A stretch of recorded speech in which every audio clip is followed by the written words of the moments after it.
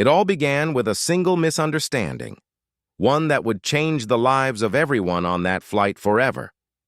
The pilot had no idea that the woman he was about to humiliate in front of 100 passengers wasn't just another civilian, but one of the most decorated officers in the U.S. Navy SEALs, a colonel who had led men through fire, storms, and war itself. The morning sun glimmered over the airport runway as Captain Derek Miles adjusted his uniform, proud as always to command one of the most prestigious airlines in the country. Every flight, he carried the same rule: respect the chain of command, maintain order, and trust no one who broke the rules. That belief had carried him through years of service in the Air Force before becoming a pilot. What he didn't expect was that today, that same rule would almost destroy his career and his heart.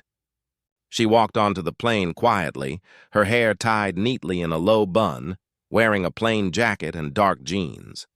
To anyone else, she looked like a mid-level airport staffer running late for her shift. Her name was Colonel Amelia Grant, a war hero with 3 tours, multiple medals for valor, and a reputation for saving soldiers when others lost hope. But Amelia wasn't there as a soldier. She was traveling to attend a funeral, that of her younger brother, who had died in a training accident. For the first time in years, she wasn't in uniform. She wanted to blend in, to escape the questions, the salutes, the pain. As she quietly took a seat in business class, one of the flight attendants approached.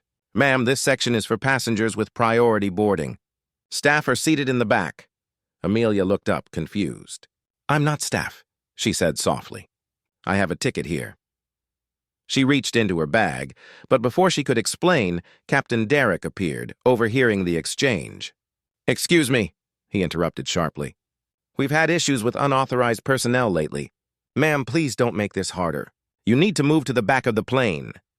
The passengers were watching now. Phones were already recording. Amelia tried to stay calm, though her hands trembled slightly. "Captain, I think you're making a mistake." "No, you made the mistake," he cut in, his tone cold. "If you're not authorized to sit here, I'll have to ask you to disembark. We take protocol seriously." Something in her eyes shifted, a flash of military steel hidden beneath the pain, but she swallowed her pride. She'd fought enemies with machine guns and grenades, but she wasn't going to fight ignorance in an airport aisle. So she stood up silently, grabbed her bag, and walked off the plane. No yelling, no scene, just quiet dignity. When the jet doors closed and the flight took off, Derek felt a strange heaviness in his chest. Maybe it was guilt. Maybe it was the uneasy look the attendant gave him, as if she knew he'd just done something wrong. Hours later, when they landed, Derek was called into the terminal manager's office.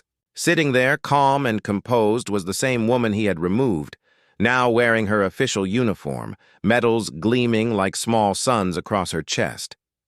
The air felt colder, heavier. Derek froze.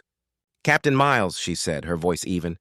"I'm Colonel Amelia Grant, U.S. Navy SEALs. I was on official leave. You mistook me for staff and removed me from your aircraft." Every word hit like a hammer. Derek's throat went dry. He opened his mouth to speak, but she continued. "I don't need an apology. I've faced worse. But you should know something, Captain. Respect isn't about the uniform. It's about the human being wearing it." He wanted to vanish. Everything he believed about discipline and respect crumbled. For the first time in his career, he realized that sometimes the rules blind you more than they guide you.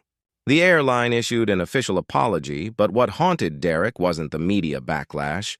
It was her composure, her strength. She had every right to humiliate him in return, but she didn't.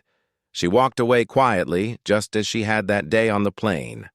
A week later, fate gave him another chance.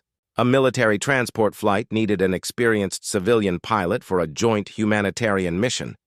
And to his surprise, the commanding officer on that mission was none other than Colonel Grant. When they met again, she simply said, "Let's fly."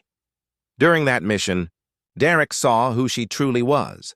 He watched her carry injured civilians out of collapsed buildings, comfort frightened children, and work side by side with every rank as if none of it mattered. No pride, no ego, just humanity. That day changed him. He realized that true leadership wasn't about authority. It was about humility, empathy, and strength in silence. When the mission ended, he walked up to her and said, "You taught me more in a week than years of flying ever did." Amelia smiled faintly. "Then make it count, Captain. Every flight, every passenger. You never know who you're really looking at. Could be someone who's fought battles you can't imagine." Months later, Derek began a quiet tradition. Every flight he commanded before takeoff, he'd say one simple line over the intercom. "Remember, respect every soul around you. You never know the battles they've fought just to be here today." And somewhere, thousands of feet below, Colonel Amelia Grant continued her quiet mission.